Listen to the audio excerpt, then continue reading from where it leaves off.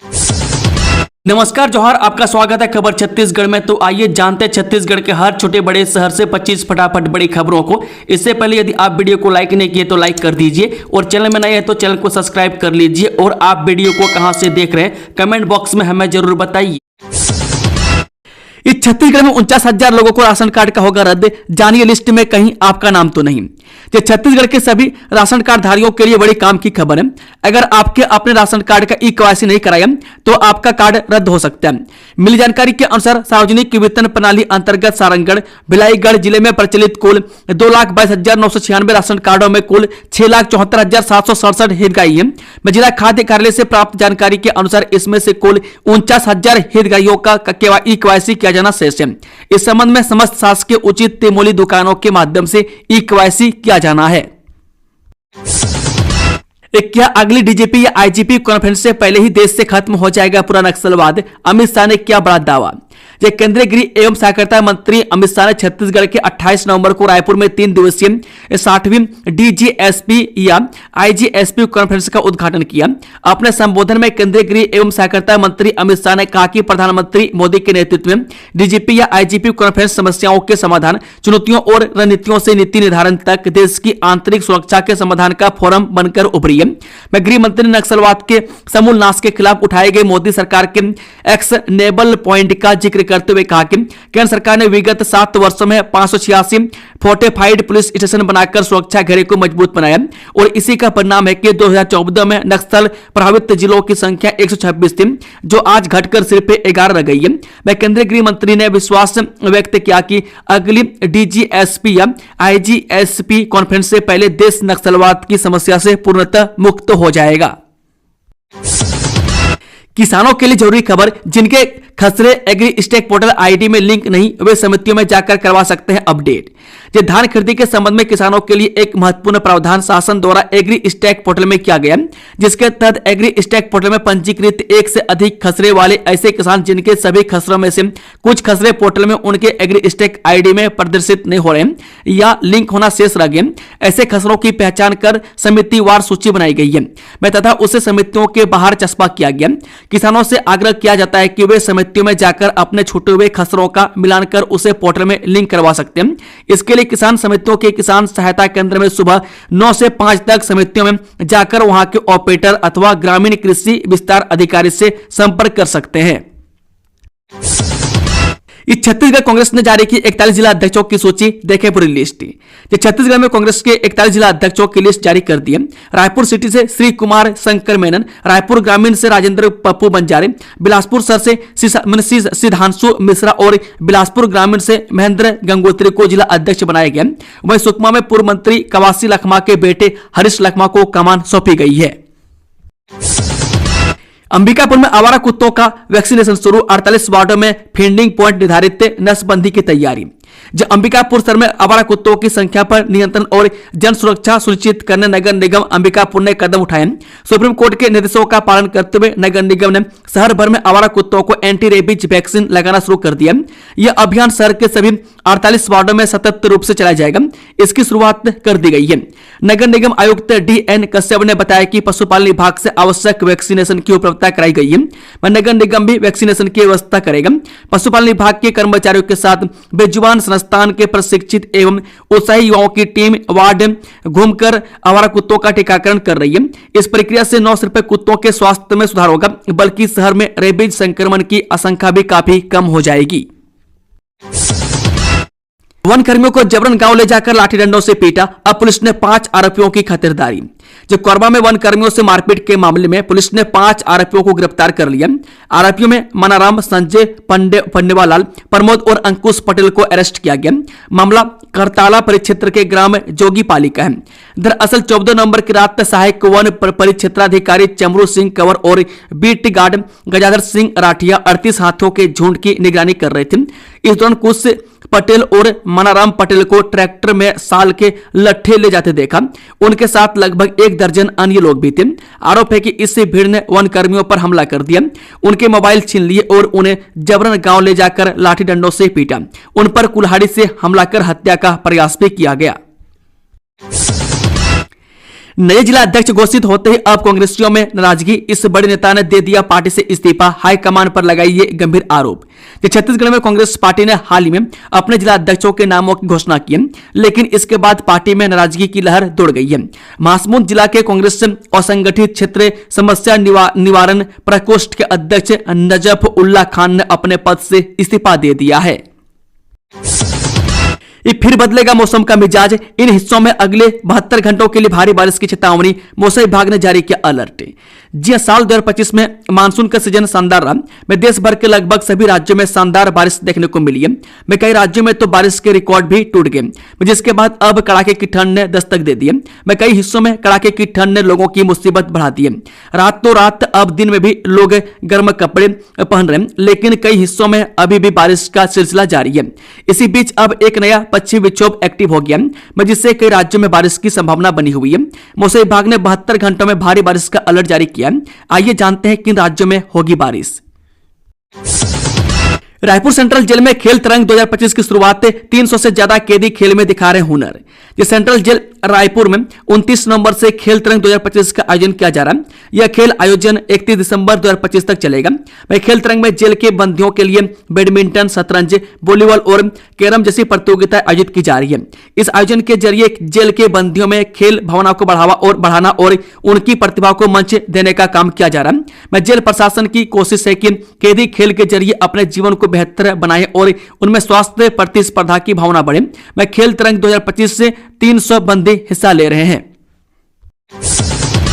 कांग्रेस ने फूंका सरकार का पुतला, जमीन खरीद बिक्री के नए नियमों का विरोध।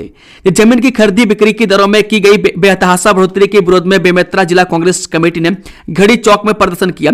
इस दौरान कांग्रेस कार्यकर्ताओं ने प्रदेश सरकार का पुतला फूंका। इस प्रदर्शन में पूर्व विधायक एवं जिला कांग्रेस कमेटी के अध्यक्ष आशीष छाबड़ा, जिला पंचायत के सदस्य हरीश साहू और बड़ी संख्या में कांग्रेसी कार्यकर्ता शामिल हुए। वहीं बेमेतरा पुलिस ने प्रदर्शन कर रहे कांग्रेसियों को रोकने का असफल प्रयास किया। प्रदेश सरकार ने भूमि पंजीयन शुल्क में बढ़ोतरी की है, जिससे लेकर कांग्रेसी मुखर है। कांग्रेस का कहना है कि सरकार ने भूमि की गाइडलाइन दरों को इतनी तेजी से और इतना ज्यादा बढ़ा दिया है कि आम खरीदार के लिए घर या जमीन लेना बेहद मुश्किल हो गया। पार्टी का आरोप है कि नई दरें जनता की जेब पर सीधा भारी असर डाल रही है। जिला कांग्रेस का कहना है कि उनकी सरकार ने पहले बाजार की असमानता को संतुलित करने के लिए गाइडलाइन दरों में 30% छूट दी थी। सिर्फ पंजीयन शुल्क को 1% से बढ़ाकर 4% किया था, ताकि राज्य में संतुलन बना रहे। इस छत्तीसगढ़ में न्यूनतम तापमान में 1 से 3 डिग्री की गिरावट। साइक्लोन दितवा का दिखाई पड़ेगा असर। जी हां, छत्तीसगढ़ के तापमान में 1 से 3 डिग्री तक की गिरावट शुक्रवार तक दर्ज की गई है। शनिवार से मौसम में फिर बदलाव आया। मौसम में बदलाव की वजह साइक्लोन दितवा को मौसम विभाग बता रहा है। मौसम विभाग के मुताबिक शनिवार से अगले 3 दिनों तक फिर एक बार प्रदेश के न्यूनतम तापमान वृद्धि होने के चांसेस हैं। कोंडागांव पहुंचे जस्टिस सचिन सिंह राजपूत। नवीन न्यायालय भवन विवाद पर जताई चिंता, पदाधिकारियों के सी चर्चा। जब बिलासपुर हाईकोर्ट के जस्टिस सचिन सिंह राजपूत शुक्रवार को न्यायालय निरीक्षण के लिए कोंडागांव पहुंचे। जिला अधिवक्ता संघ के पदाधिकारियों से विस्तृत चर्चा के दौरान उन्होंने कोंडागांव कलेक्ट्रेट परिसर में बनाए जा रहे नवीन न्यायालय भवन के विवादित मामले पर भी गंभीर चिंता व्यक्त की। स्कूल ग्राउंड को बचाने की मांग को लेकर लगातार छात्रों के द्वारा हो रहे प्रदर्शनों को जस्टिस राजपूत ने संज्ञान में लिया और इस पर जिला अधिवक्ता संघ से विस्तृत जानकारी मांगी।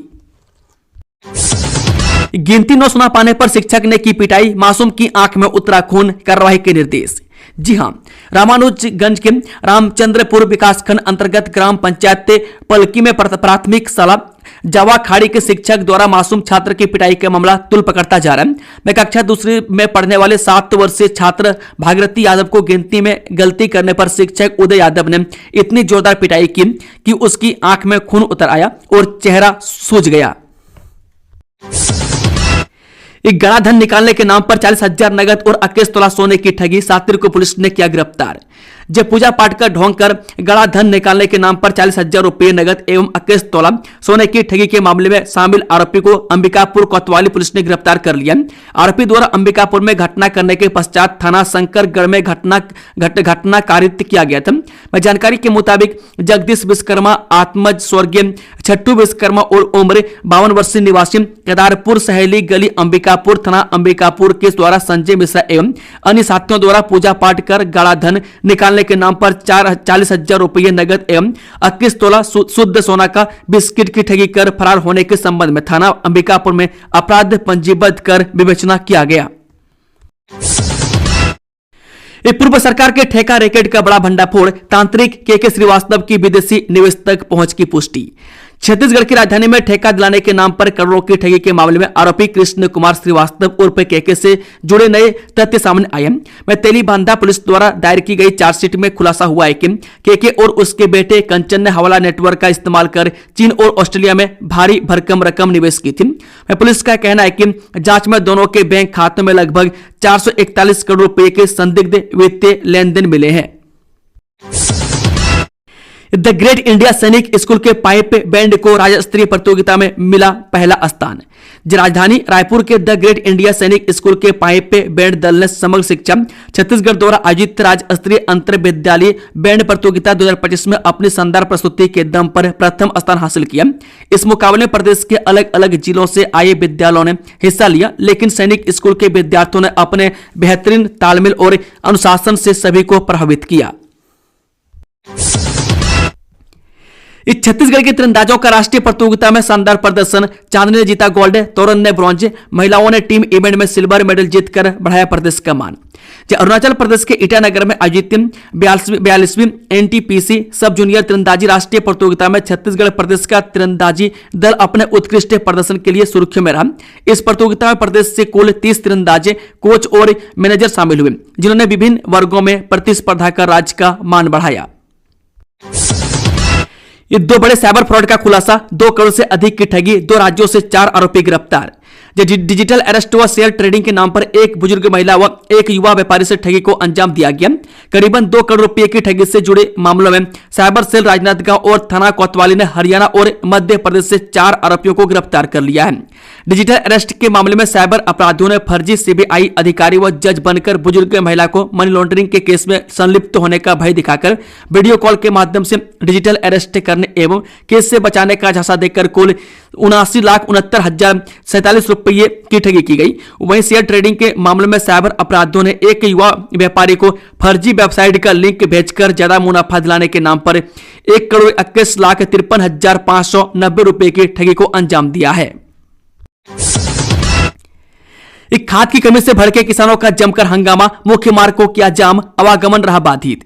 रबी सीजन की शुरुआत में ही खाद की कमी के कारण किसान परेशान हैं। वहीं आज खाती सहकारी समिति में खाद्य वितरण में अनियमितता और कमी के आरोप लगाते हुए किसानों ने जोरदार हंगामा करते हुए बेमेतरा थाना खमहरिया मार्ग पर चक्का जाम कर दिया, जिससे लगभग 2 घंटे तक आवागमन बाधित रहा। प्रदर्शन की सूचना मिलते ही पुलिस मौके पर पहुंची और किसानों को समझाइश देकर स्थिति को नियंत्रण में लिया। ये धान खरीदी के बीच अवैध स्टॉक पर प्रशासन की पैनी नजर, 860 क्विंटल धान जब्त। छत्तीसगढ़ में 15 नवंबर से धान खरीदी शुरू होने के बाद 2 हफ्ते बीत चुके हैं। मैं खरीदी के साथ ही अवैध धान कारोबार पर प्रशासन लगातार शिकंजा कस रहा है। बस्तर जिले में इस बार फोकस सिर्फ खरीदी केंद्रों पर ही नहीं बल्कि उन नेटवर्क्स पर भी है जो उड़ीसा से धान लाकर समर्थन मूल्य पर बेचने की कोशिश में लगे थे। जिला प्रशासन की उड़नदस्ता टीमों ने अब तक 18 कार्रवाइयों में 860 क्विंटल अवैध धान जब्त किया है। इस छत्तीसगढ़ महतारी की मूर्ति लगाने नेशनल हाईवे पहुंचे किसान मोर्चा सदस्य 6 गिरफ्तार। राष्ट्रीय राजमार्ग 53 पर तुमगांव थाना क्षेत्र में छत्तीसगढ़ किसान मोर्चा के 6 सदस्यों को पुलिस ने गिरफ्तार कर लिया।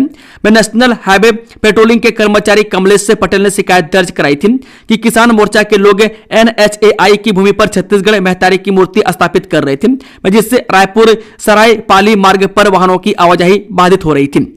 शिकायत के बाद मौके पर पहुंचे तहसीलदार ने किसानों को समझाइश दी, लेकिन इसके बावजूद उन्होंने मूर्ति स्थापना का प्रयास जारी रखा। इसके बाद पुलिस ने हस्तक्षेप करते हुए हाईवे पेट्रोलिंग कर्मचारी के आवेदन के आधार पर कार्रवाई की। अधिकारियों का कहना है कि राष्ट्रीय राजमार्ग पर किसी भी प्रकार का अवैध निर्माण या अवरोध कानूनन दंडनीय है। इंडोर स्टेडियम में गंदगी देख भड़के सभापति सूर्यकांत राठौर, ठेकेदार को ब्लैकलिस्ट करने की दी चेतावनी, तत्काल सफाई के दिए आदेश।